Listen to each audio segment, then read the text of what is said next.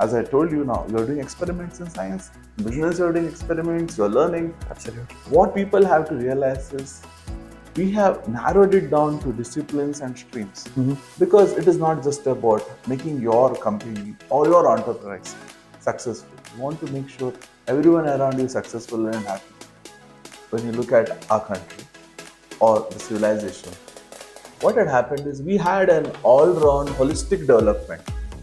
I think the first thing that an entrepreneur has to do is entrepreneur should have an ability to take risk. And another is discipline. People often underestimate the power of discipline, an ability to be tech savvy. Yes. Yeah. Make the most out of the technologies today. Use social media, use AI, use data analysis, blockchain.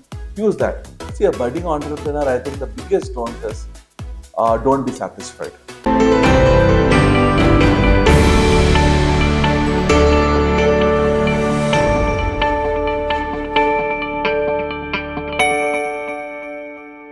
Hello viewers, this is Professor Guru Prasad. I'm sure you're doing well.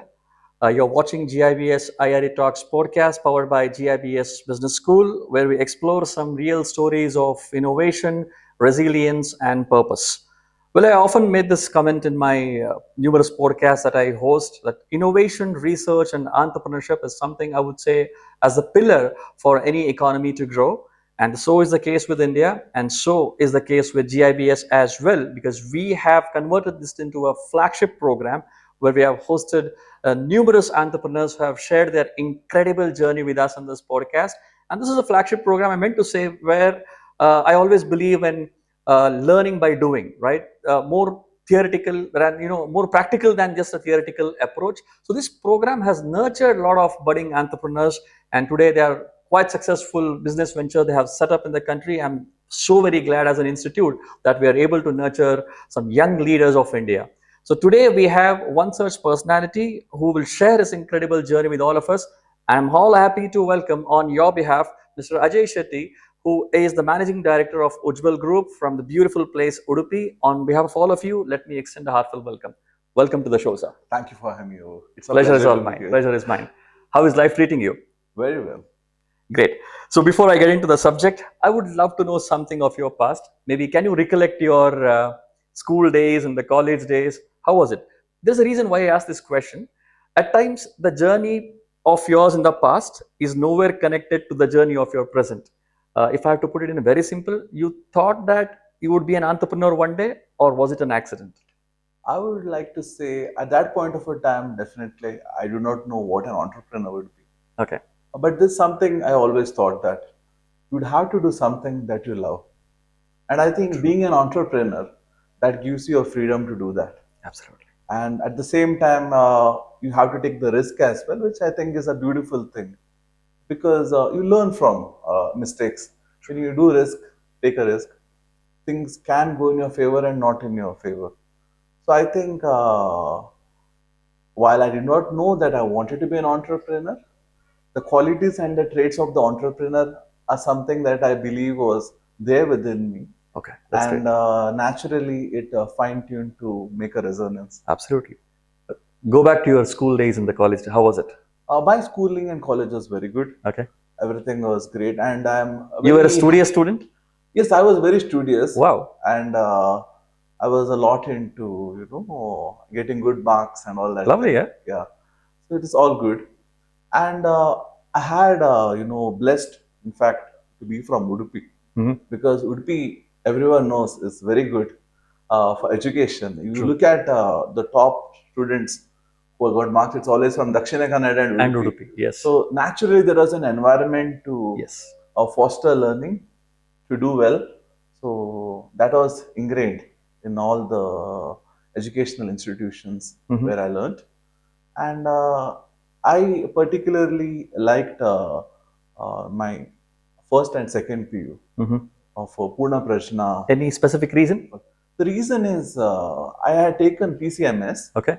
And the education was extremely good. The kind of professors that the Admar Matha is affiliated, one of the Ashtamatas of Udupi. Absolutely. I'm happy to say I'm also the alumni of PPC. That's wonderful. Nice to share it. Physics and chemistry especially. Okay. I was very hooked on to these two subjects, and the kind of the interest the professors showed, in teaching it. And I have always been a seeker of truth, constantly exploring, and I believe that's what science is. And in physics and chemistry, we get to do that in the absolute, very basic essence form. And you have so many experiments that happens where you can try. And today, I think being an entrepreneur, we're doing the same thing. We are trying to look for problems. We're trying to search for truth.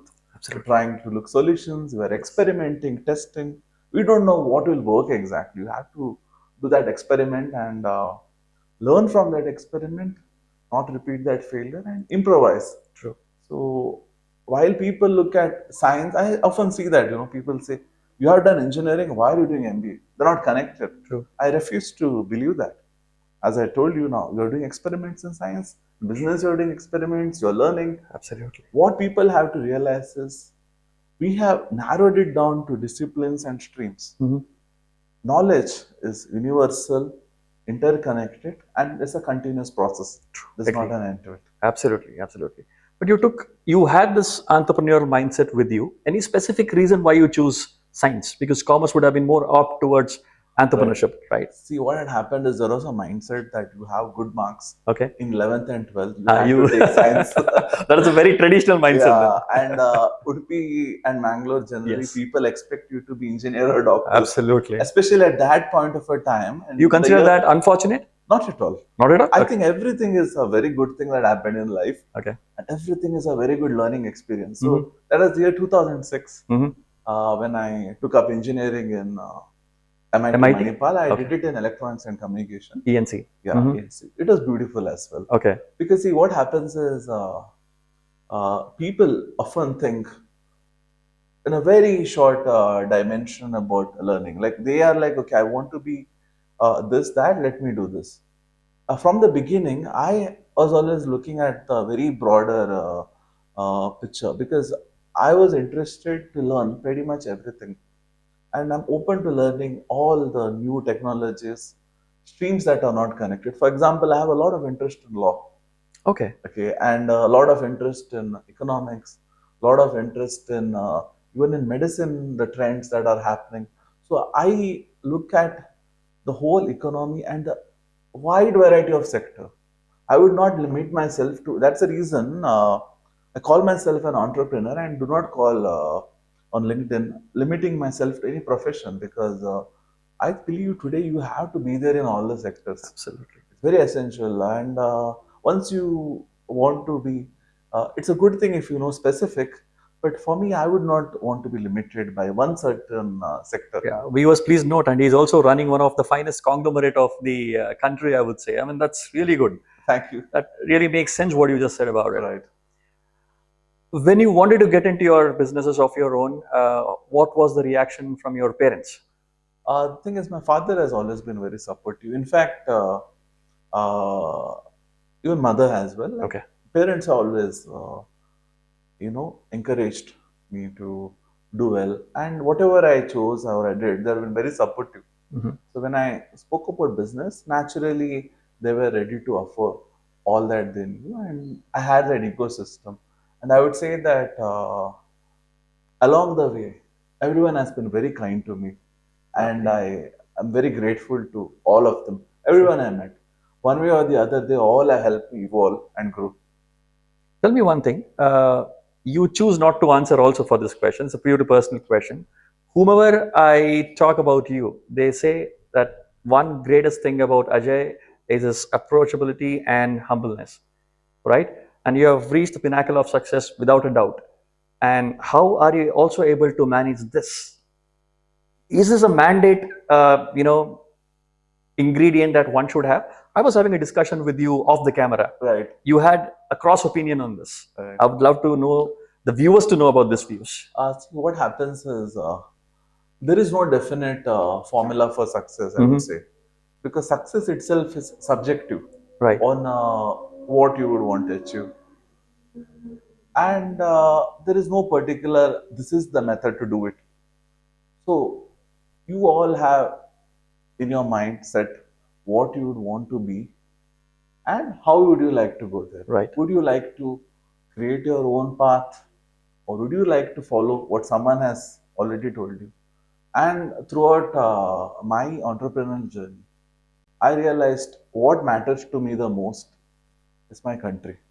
Wow. Yeah. So I always tell everywhere I go, please keep nation first. Absolutely. Only if the nation is there, the economy can thrive. And the need of our country is for people to be united. Correct. And unity cannot happen by asserting dominance or superiority of any kind. Mm-hmm.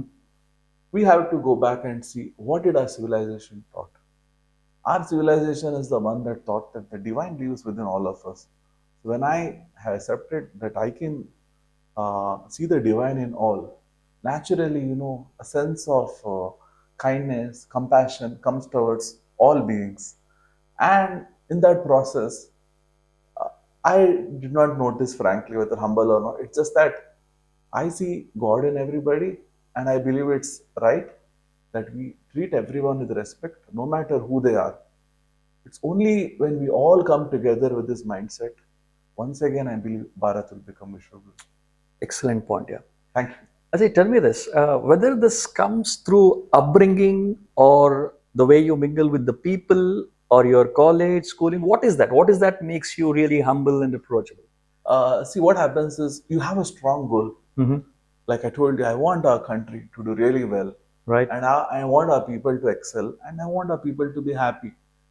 And happiness can only come when there is an essence of spirituality. Otherwise, you will never be, happy. You'll always be wanting something more. While as an entrepreneur, it is good to be hungry to achieve and be successful. Absolutely. Success is one thing, and happiness is a completely two different concept.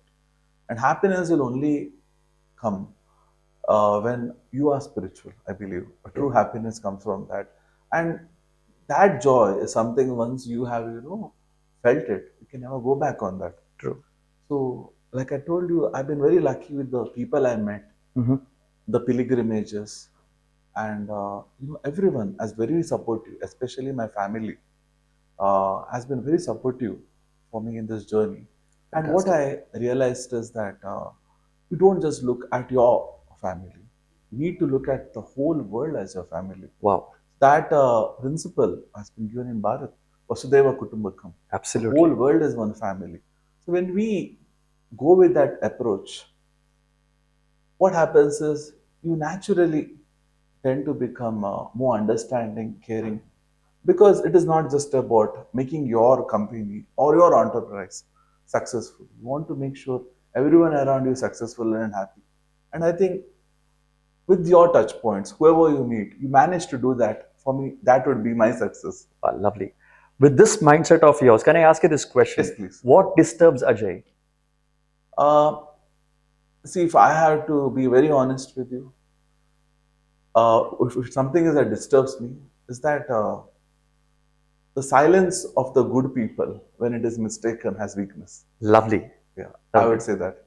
I hate to see anyone be exploited, ill-treated, mistreated, or a misuse of power. For this reason, I believe people have to be empowered and justice has to be served. Fantastic. Very true point. Let me come back to the crux. You are an engineer. Yes, of course, you did your MBA as well. And you're managing your conglomerate, which is into real estate, hospitality, and whatnot. How do you manage all this? See, the thing is, all these sectors, they are there at the end, very connected to the society. Okay. What we do. So what happens is, once you become a part of it, it's very natural. Like it's managing is something that you do when you're doing it probably without much of interest or much because you want to achieve something. When you love something, it's just a natural process, just as simple as how we eat and drink. It just naturally flows and it just happens like that. Yeah. Absolutely, yes. Yeah. Absolutely. How is Ajay as a boss? How do you treat your people? I treat people with, like I told you, first thing I treat them without bias. Okay. Because the thing What's is, the size of the conglomerate? How many employees you have? We have around 1,000 employees across Fantastic. these things. Wow. Okay. So we have around 1,000 employees. So the first thing I do is we do not treat with any bias. Okay. Treat them purely on how they work. Mm-hmm. We keep it very professional and not personal. Okay. And appraisals are strictly based on performances. So, and along with performances, we show enough, a personal touch as well. Yes. As much as possible, we make sure that we interact with everybody. You are approachable to your people as well? Yes, very approachable, definitely. Mm-hmm. And to the outside public as well, because if you want to grow to a certain level, it is very essential that you are approachable. Once you're not approachable, you have closed yourself to the possibilities of growth. Then, you do not get the complete picture of everything. True. So it's very essential, I believe, to be approachable. Great. Wow. Fantastic. I think that's one of the key ingredient requirement today. And when Gen Z or the next level of entrepreneurs are running it, they consider it as the next level. Well, as far as I know you personally, you're also in a mission right now. Right. And I can see you tapping the youth, which is the biggest population of India. Right. Tell me about your mission. See, my vision is very simple. I want the youth to be empowered. Mm-hmm. When I talk about youth being empowered, the youth have to be technologically savvy. They should have that spirit that they are constantly learning. Mm-hmm. They have to be adaptable. Because if only the youth are capable, our country is going to prosper. True. See, our country has the largest population of youth in the Absolutely. world. That's the biggest asset. See, any company global, when they're looking at Bharat, they are looking at that youth population. Mm-hmm. In fact, the Goldman Sachs report that says by 2075, Bharat will be the second largest economy, only behind China, displacing US. Key attribute where they give it is the youth. It's going to happen because but they add a word of caution, which I always remember. But you have to make sure that the youth is employed and skilled. You cannot make that youth unemployed. You make that unemployed, it will become a liability. So it's in our hand, and or more specifically, it is in the hands of the youth to take this country forward. So we leave that better to the next generation. We have made sure that our country is prosperous. And what I see about our youth today as well is they are not just looking at job seeking. They are interested to be entrepreneurs. Yes. They want to have their own business. In fact, Bharat has traditionally always been a country where entrepreneurship has been encouraged until the British came in. So what happened is, if you see, there have been entrepreneurs here and there. The only thing is, now what we are doing is, we are formalizing it and we are trying to scale that spirit. True. Very, very true. You gave an excellent report which was published by Goldman Sachs. Goldman Sachs. I do have disturbing facts which also says the youth of today is getting into a lot of crimes. One is that. Second one, I could see a lot of student suicidal deaths as well. What do you have to say about these aspects? See, what I would say is, again, because youth population being the highest in the country can be both boon as well as bane. So I want to know your views on this. Definitely, I'll speak on that since it's my area of interest. The thing is, what's happening is, traditionally, when you look at our country or the civilization, what had happened is we had an all-round holistic development where you're looking at the overall well-being. You are looking at the impact on the environment, the impact of your actions.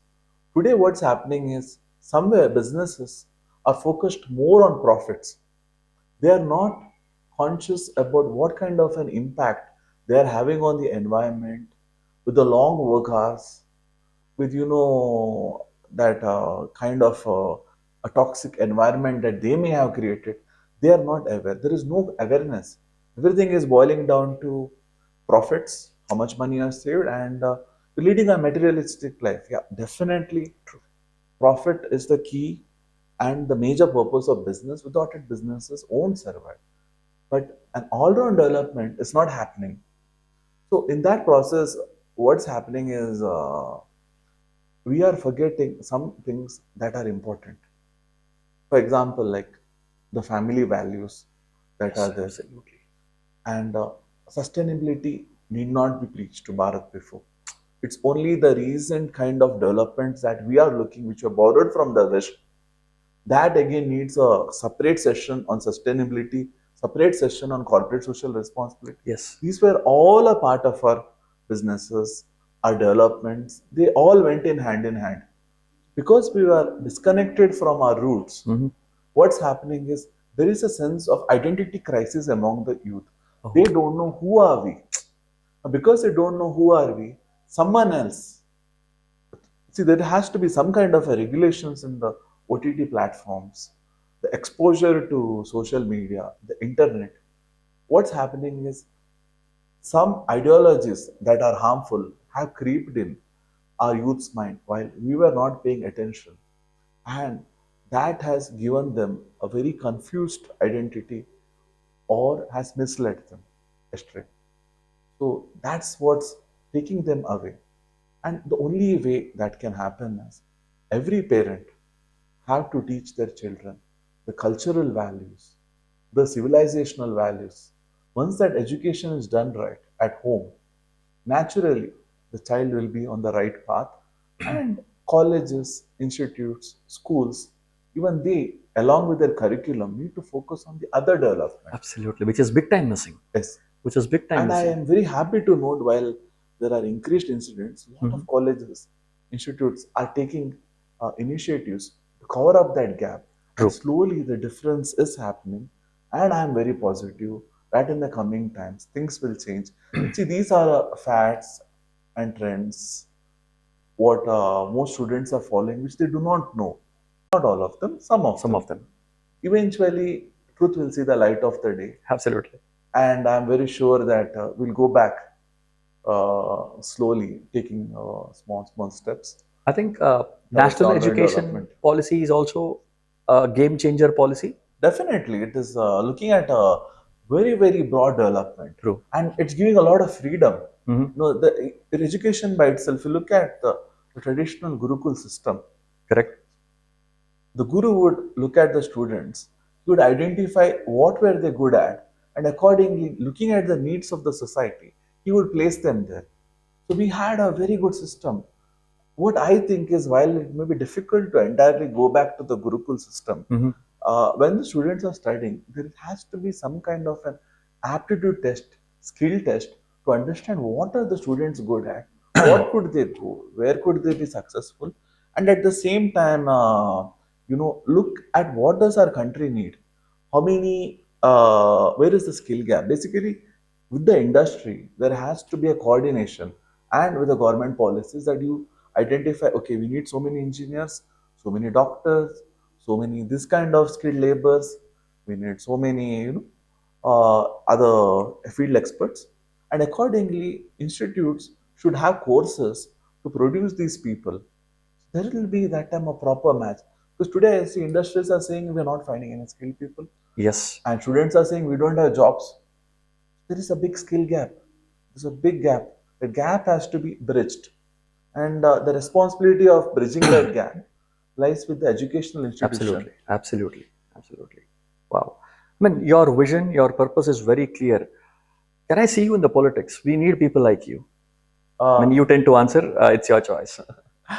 See, I'll just say one thing, today it's essential for everyone to take interest in politics. Very true. See, I see a very negative perception about politics. Yes, unfortunately. Especially with the youth. But I would like to say one thing. The leaders that you choose are the reflection of who we are as a society. Absolutely. Because we are the ones who vote them at the end of the day. Very true. No matter what the compulsions, what we need to do is we need to take interest in national affairs, in every affairs. When we take interest in these affairs, we become aware. When we are aware, we can create pressure groups on the government to perform well. So I believe every citizen has to take an interest in politics for the sole reason that without the participation of the people, the governments cannot really achieve their goal of transforming. Why do I see lack of participation from the youth? See, Very rare. very rare. See, what's happening is somewhere the youth is not aware. Mm-hmm. I think the political parties themselves need to increase the youth participation. True. They have to see what happens is, say, example, if we take an example of NEP only. What should have been actually the focus? The focus should have been about getting into the core aspects rather than politicizing good issues. policy. True. Either you criticize the policy and talk about the pros and the cons rather than politicizing it for your agendas. So if that kind of discussions the parties come into, getting at the very essential parts, naturally the youth will take interest, and youth are the group that want to be heard. I've seen in some of the countries, they have institutions and universities which will train to be tomorrow's political leader. They do that, yeah. Do we have it in India? I think there are some schools that do, but what's happening is we have not understood the importance, I would say, of a good governance. Because see, good governance transforms greatly. Now, I would give an example of, I think, a good example would be Singapore. Yes. Of a good governance. Yes. Look at the transformation that has done to business. See, what we're forgetting is politics is interlinked to everything. You want to do good well in business, commerce, that's what students say.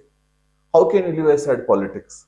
You have to become part of it. Singapore, I think, is a good example of where a politics and business have come together. See, to create a wonderful deadly combination. Yes, it is. Yes, it is. So once students understand the power of politics, yes, that it can do in transforming the economy, and they become a part and parcel of it, I think this nation will be in for a huge transformation. Ajay, we need drastic changes. We are talking about somebody entering into politics, but you will agree to the fact that in any of the elections, if you look at the voting percentage, will never cross 50%.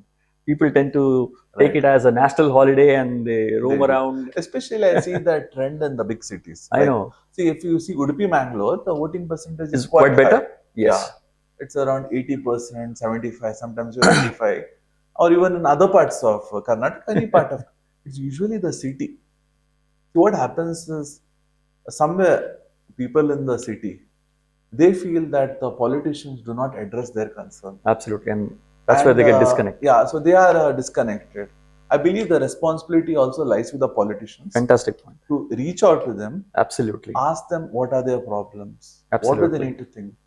If that is made a reach out effort to them, and an assurance of that whatever their problems are will be solved, because that section of the society thinks that irrespective of who comes, nothing changes. Why should we vote? Let us enjoy our holiday. But that's not true. That's not true. That's not true. They have to take part. See, unless you politics at the end of the day is making a voice heard. Politicians will listen to large groups. True. Because that translates into votes for them. Individually, they will not maybe entertain you, but there are a lot of good people as well. True. They will definitely entertain you. Absolutely. So when that large, say 45-50, that translates into 80%, that 40% comes, I think we'll see a huge transformation in the city. Just imagine. You can't complain about the infrastructure. You cannot complain about this when you are not come to vote. You have come to vote. You get on the road and you ask for better infrastructure. Absolutely. Better this thing. That 30-40% that's not coming vote. Why won't the politicians listen? They will have to listen to you. True. I think they need to make that happen. Absolutely, we should. Yeah. That's the reason we want people like you in the system. If you're confused as to why this topic was brought into the picture, let me tell you who is a youth leader.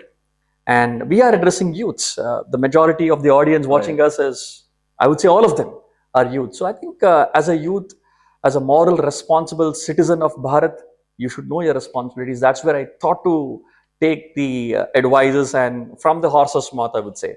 If I ask this last question of your entrepreneurial journey, what are the 5 things or 3 or 5 things that a budding entrepreneur getting tomorrow should do and should not do?